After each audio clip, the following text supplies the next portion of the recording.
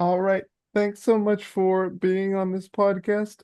First off, just tell the audience a little bit about yourself and how you got involved with Rooted in Play. Thank you so much for having me. My name is Ashli Givens, and how I got involved with Rooted in Play was my really good friend and co-founder, Maggie Willman. We grew up together. We were in high school together. We were college roommates, and we remained friends after college. We each had three kids and were working and raising our children together, and we were really frustrated by the lack of opportunities for our kids to just play the way we did when we were growing up. Um, and so we felt a lot of pressure to enroll them in sports and enrichment. And like I said, we really just wanted opportunities for them to play in the neighborhood like we did when we were growing up. And Maggie is a family photographer, and she discovered a play conference and just had a wild idea to contact them and see if she could come to the conference in exchange for taking photographs. And she went, and at this conference, they had an adventure playground on site. And Maggie walked out to this adventure playground and saw all the children playing and saw that they were creating. And she felt like, oh, we have to do this. We have to bring this to our community. So she called me on the phone from the conference and said, I have this wild idea. Let's try it.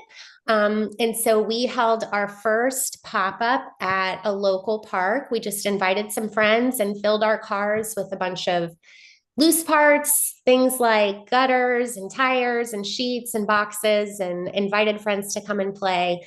And we just sat back and watched it and felt like, oh, this is something that we have to do. And that's how Rooted in Play was born. hmm So tell me a little bit about what you guys do at Rooted in Play. What's it all about? So, our mission is to make sure that all children have access to child led play opportunities that we know are so beneficial for their development. We know that research indicates that kids who engage in this type of play, they have increased communication and language, better attention, creativity, problem solving skills, critical thinking, that sort of thing.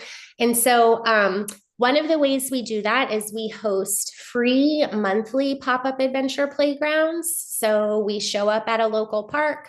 We've got a trailer full of loose parts now.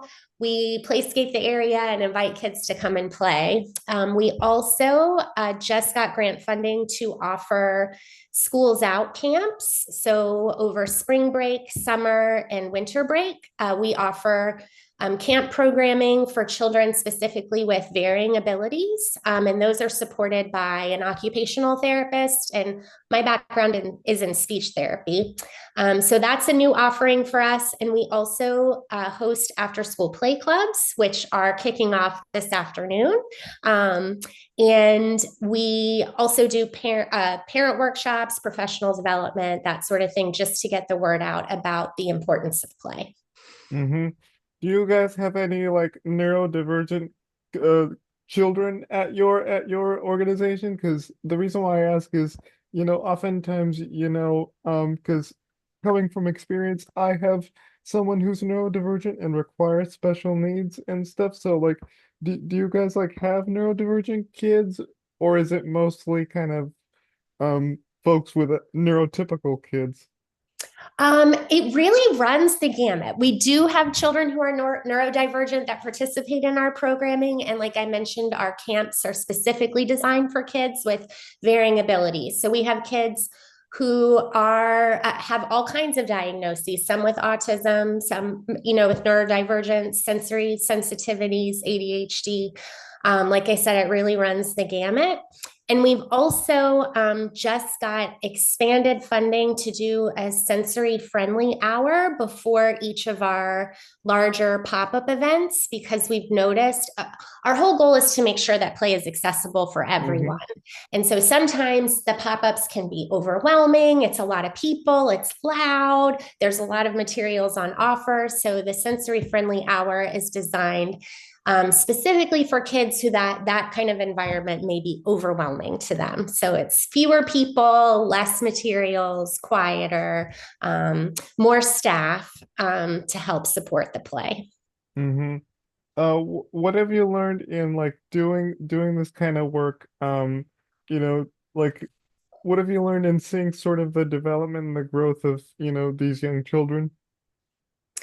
I love that question because I feel like we see so much. And we walk away from each event just feeling like they're magical. The kids do the most amazing things, they build the most amazing things with the loose parts. They've created like pirate ships and water filtration systems, and we see kids of all ages working together. They're problem solving, they're figuring things out, they're collaborating and negotiating. Um, and like I said, it's just really amazing the things that they create.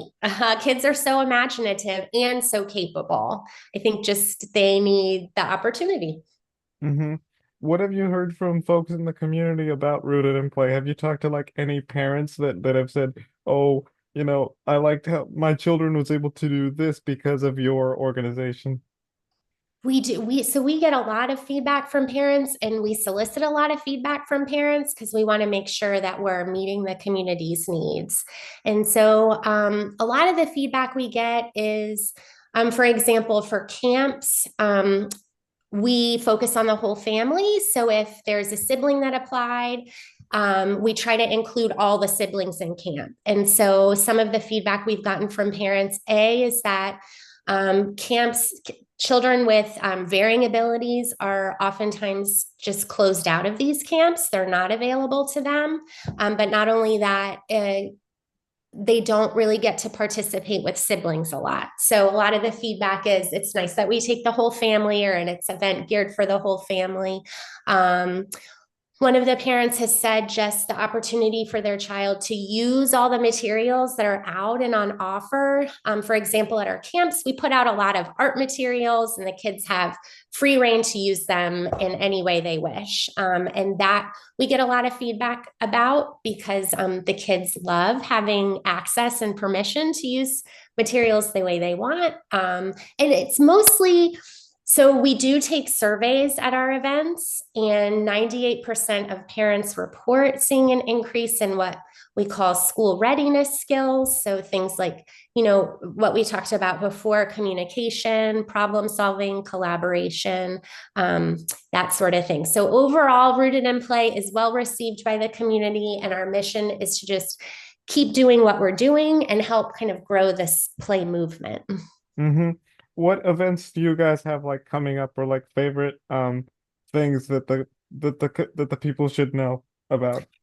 So we take a break from our pop-ups in the summer because we are in Florida and it is just super hot and humid and miserable in July and August, and September. And so we are starting back in October. We have our first pop-up event of the season, Saturday, October 4th. So we're super excited about kicking those off again.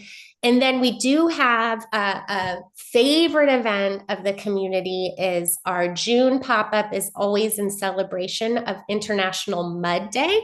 And so we do this huge, muddy, messy event. We bring in soil, and we've got like mud pools and mud kitchens. And so that one's always a fan favorite, and our favorite too. Mm-hmm. And lastly, what can people take away from this organization? How can Rooted in Play be sort of that launch point into like students' overall success, not just like in their lives, I guess.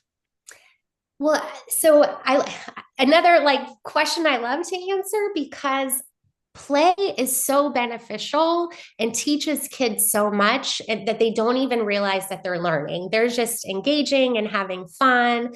And while they're doing that, we can see that they're building all these amazing skills that will really carry them, their lifelong skills. So I keep mentioning like being able to collaborate, using your imagination, being able to create something or put materials together that maybe you don't normally use them in this way, or they're not designed to go together, and you think of new ways of combining things and working with people of all ages. We see like older children stepping up and being a model for the younger children.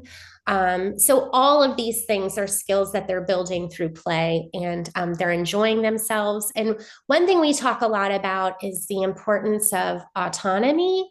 So, giving kids permission to play in whatever way satisfies them, and giving them, we would love to see, more kids out in the neighborhood and at parks and playgrounds and a really vibrant play community. Because, like I said, the autonomy for kids is really important. Feeling like they can make decisions for themselves and have freedom. So that's really our the message that we want to get out there is play is really important and beneficial, and we know this type of play is disappearing from after school. Recess is being shortened, and those experiences are really important for kids and their development. Mm-hmm. All righty. Okay.